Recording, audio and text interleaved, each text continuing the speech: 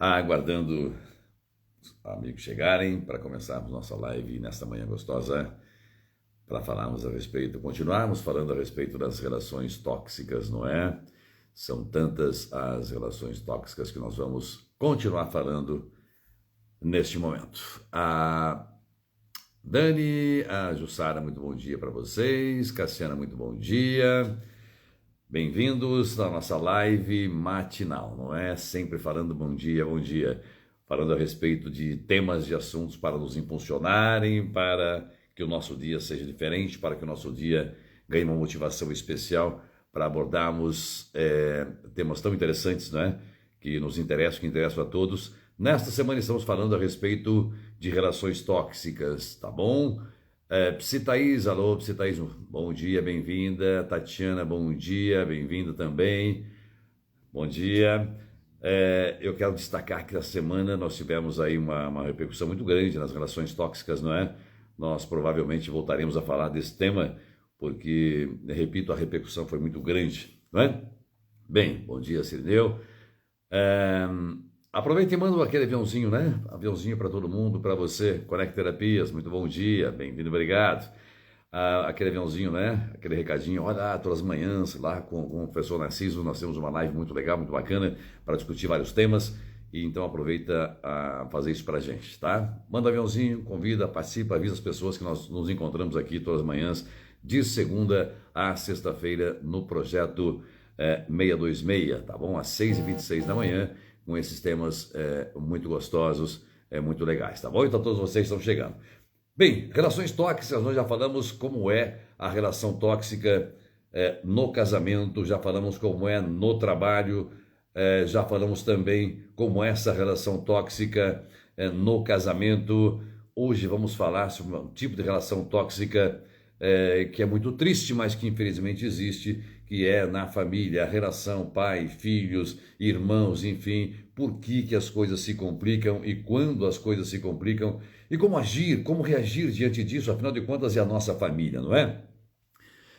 Jane, bom dia, Meg, bom dia, bem-vindos, Meg, tudo bem? Então, e o que é uma toxicidade, então, só para relembrarmos, não é?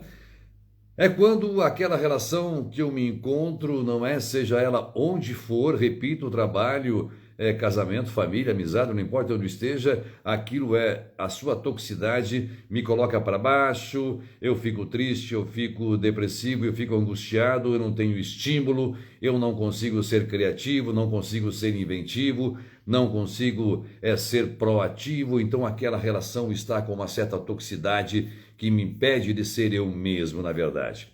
Bom, lembremos-nos de que os grandes teóricos da psicanálise, vamos começar por Freud, ele destaca a família como sendo a referência mor, digamos assim, na condução de um adulto, e apenas uma pincelada quando ele fala ali do desenvolvimento psicossexual, o complexo de Édipo, a castração, enfim, ele está referindo-se à família, à figura da família. Tanto depois o Winnicott, quando vai falar da mãe suficientemente boa, ambiente suficientemente bom, não vou adentrar nesses conceitos, ele está falando realmente da família. Quando a Melanie Klein traz todas as questões da criança, fala da família também. Ana, muito bom dia. Ana, bom dia. Aline, bom dia. Todos vocês estão chegando, muito bom dia. E quando o Lacan também vai trazer essas questões, não é? Que ele vai falar do primeiro tempo de Édipo, segundo tempo e tal, também fala da família. Portanto, a família é muito importante, extremamente importante na formação da personalidade, do caráter deste adulto. Há aqui uma observação a ser feita, geralmente, eu não sei aí na sua casa, mas isso é muito comum, não é? Nas cidades do interior. Ainda hoje talvez isso aconteça, eu creio que acontece sim. Enquanto os pais, né, os patriarcas estão vivos, não é? O famoso vovô e vovó, toda a prole, todos os filhos, em ocasiões especiais, Natal, no Ano Novo, no aniversário, Páscoa, enfim, em uma data especial, toda a família se reúne e fica o casal, né, o vovô, a vovó, os filhos e os netos e eventualmente bisnetos. Quando morrem, o vovô e a vovó, geralmente o lar se desfaz, a família se desfaz, cada um para o seu lado. Isso é muito triste, porque vamos perdendo este elo, perdendo... Teovina também, bem-vinda, muito obrigado pela presença. Mosta Prete, também obrigado pela presença. Quando que nós percebemos que há uma certa toxicidade na família? Primeiro é quando ela deixa de se encontrar regularmente. Augusto também, bom dia. Quando ela deixa de se encontrar com aquela frequência, com aquela regularidade e passa a faltar comunicação entre a família. Isso é muito triste, principalmente quando moram na mesma casa e fica meio que cada um para si, não é? Cada um cuidando de suas coisas, cada um no seu canto, parece que disputando apenas aquele espaço comum, não é? Que é aquela casa, que é aquela estrutura, digamos assim, cada um faz o que bem entende, chega a hora que quer, sai a hora que quer, falta comunicação na família. Quando nós percebemos também que falta um projeto em comum, falta uma ambição em comum, os casais, geralmente eles têm um plano, um projeto de vida, não é? Tem a fase do namoro, do casamento, há projeto para o futuro, na aquisição de bens, de coisas, de imóveis, enfim, planejamento de viagens, sempre haverá de ter essa cumplicidade, não é? Se Thaís, verdade, vivenciei isso, está vendo, Thaís? É isso, nós vivenciamos esse tipo de relação. Então é importante prestarmos atenção na família estar sempre junta. Isso não é que morar no mesmo teto. Claro que um irmão casa, constitui a sua família, o outro casa, vai constituir a sua família, mas este retorno ao ninho, não é?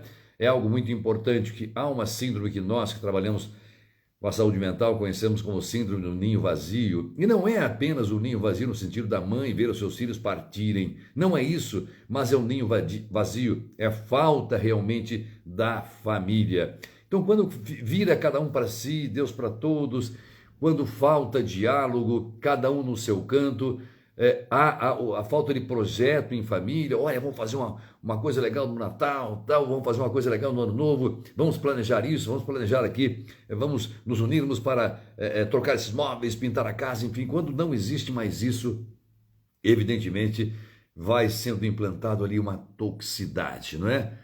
Fluxo Chart, também, bem-vindo, obrigado.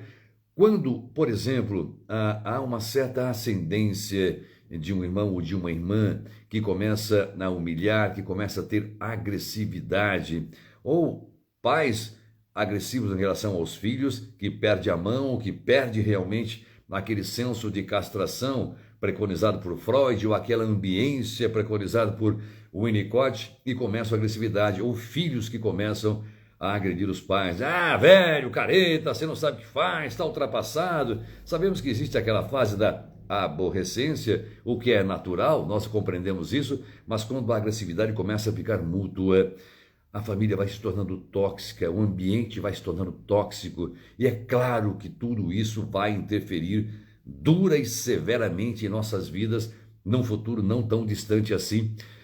Também, por exemplo, brigas por coisas pequenas, é tão comum nós vemos isso aqui na clínica, não é? A cada relato, não me dou bem com meu irmão por causa de coisas praticamente insignificantes, não é? Ou a mãe que reclama do filho, o filho reclama do mãe, do pai, do tio, do avô, quando moram sob o mesmo teto, e as reclamações trazidas são muito insignificantes, mas na verdade não são essas coisas insignificantes, são outras carências, são outras relações, não é? Outras coisas que afetam essa relação familiar e que depois acabam por vir...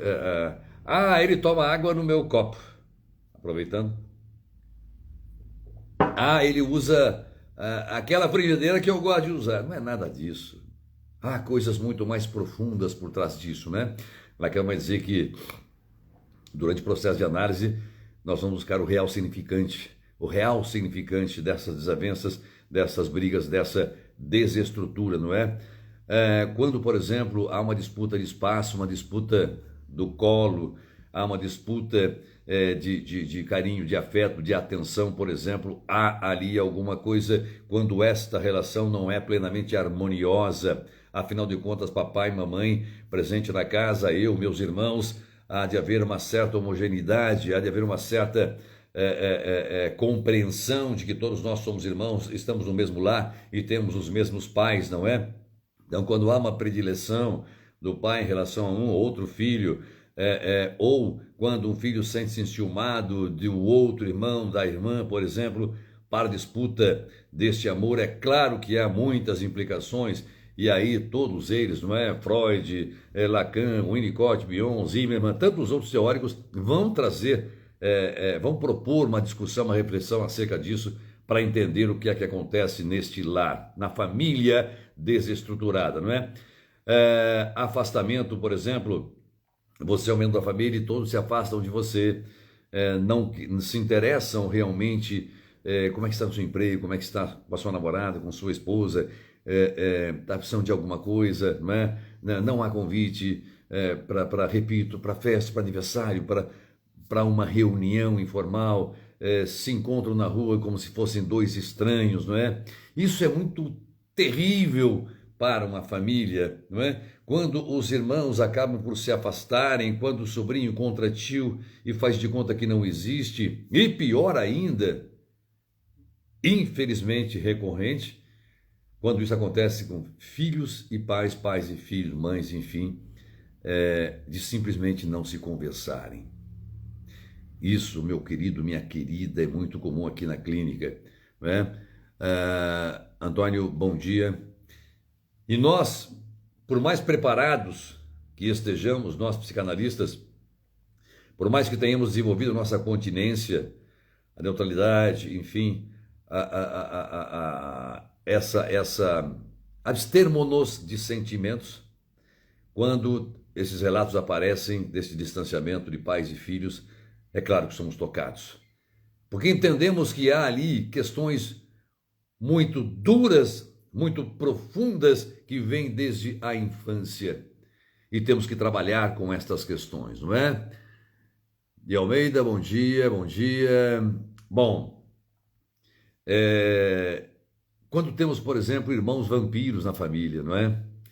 É claro que na estrutura familiar todos estão ali com suas responsabilidades, não é? Papai e mamãe na casa, vamos imaginar papai e mamãe, dois irmãos e uma irmã, uma hipótese, só imaginar uma família. Claro que todos ali devem ter a responsabilidade, moram sob o mesmo teto, responsabilidade em relação aos pais, responsabilidade em relação à casa, aos cuidados em geral, não é? E aí eu digo a própria limpeza da casa, mercado, enfim e tal, mas quando há essa certa irmão vampiro que chamamos, essa mesma expressão aplica-se no trabalho, não é? Que vai deixando só para um fazer, esquivando-se das responsabilidades em compartilhar, em partilhar as tarefas de casa. Infelizmente, hoje em dia, as famílias estão tão distantes, é muito triste, vejo pela minha. Ana, é isso. E o que é que nós vamos fazer, Ana? Claro que eu vou retomar esse tema de família, não é? Vamos dedicar uma semana toda, que são muitos relatos. Eu tenho que ter um cuidado especial para não trazer aqui. Nós temos a questão da ética, evidentemente, e talvez eu me empolgue e cite algum nome e não posso fazer isso. Então você, quando faz alguma coisa, os demais podem achar que você está com segunda intenção. Tá puxando o saco do pai, tá puxando o saco da mãe, tá puxando o saco do vô. Certeza que tem alguma coisa por trás disso que eu não sei. Tudo isso é toxicidade. Tudo isso é toxicidade.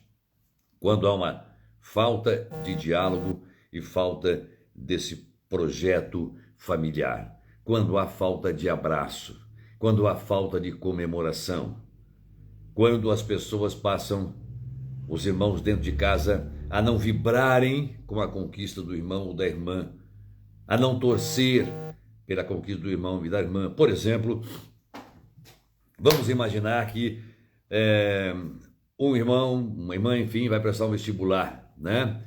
Marina, bom dia. É natural que haja uma certa tensão, vestibular, uma vaga de emprego, alguma coisa, nos demais membros da família, que torçam por aquilo. E quando chega o resultado, passei no vestibular, deixei em casa. É natural, ou deveria ser natural, Que todos o abracem. Eba! Viva, viva, viva! Teremos um doutor em casa, teremos um acadêmico em casa, todos. No entanto, não é isso que vemos por aí. Não vemos mais esta vibração entre irmãos, pela conquista de um irmão, pela conquista de um tio, de um vovô,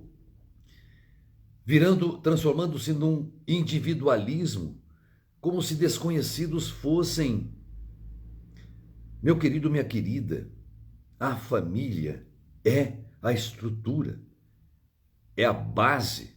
Nós temos que desenvolver um esforço descomunal para voltarmos a este ninho de onde partimos.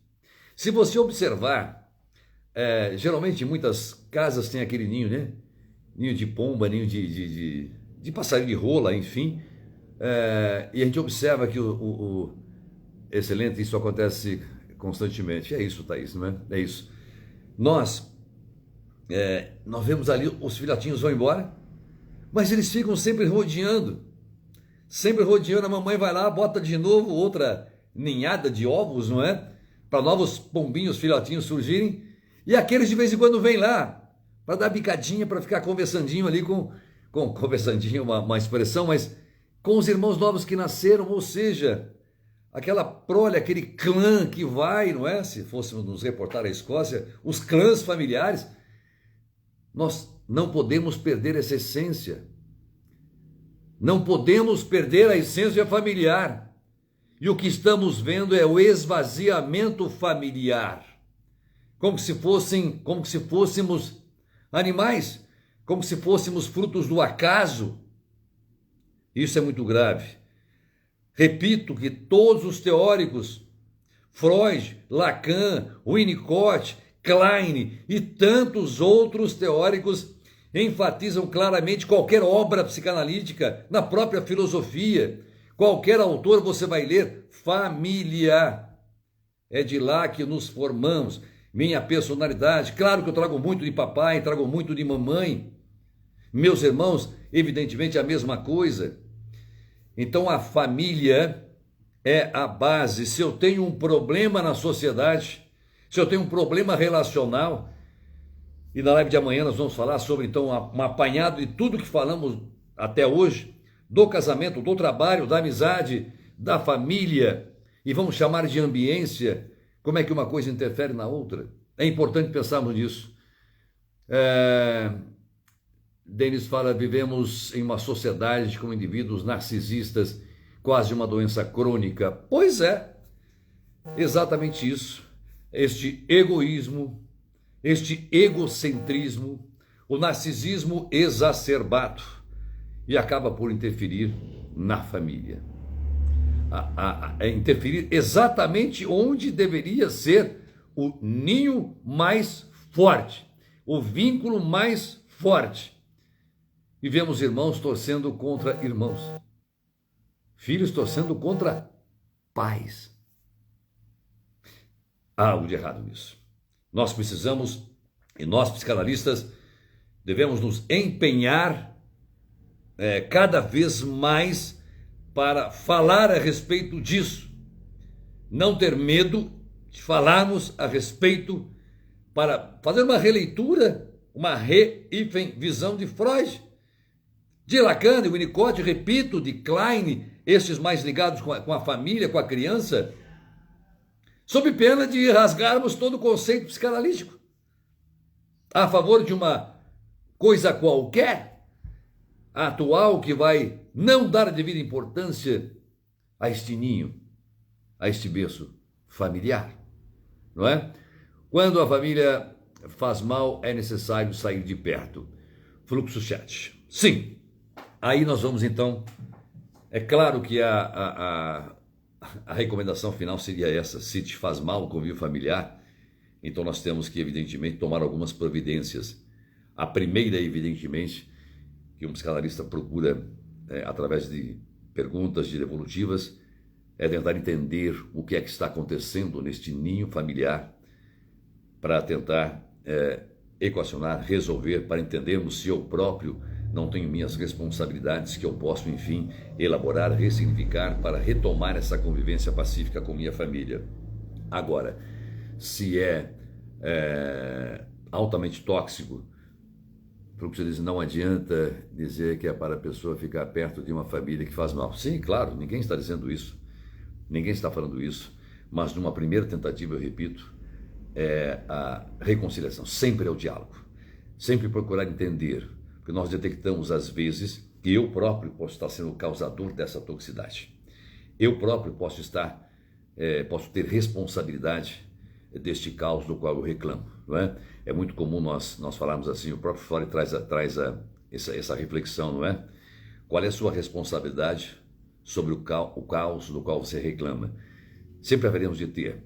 Se for impossível, se não der, se não for habitável, não é? Se não for possível esta relação familiar, evidentemente, então, assim como se não for possível a relação no casamento, se não for possível a relação laboral, se não for possível essa relação na amizade ou em qualquer outro meio ou ambiente, é claro que eu devo me retirar.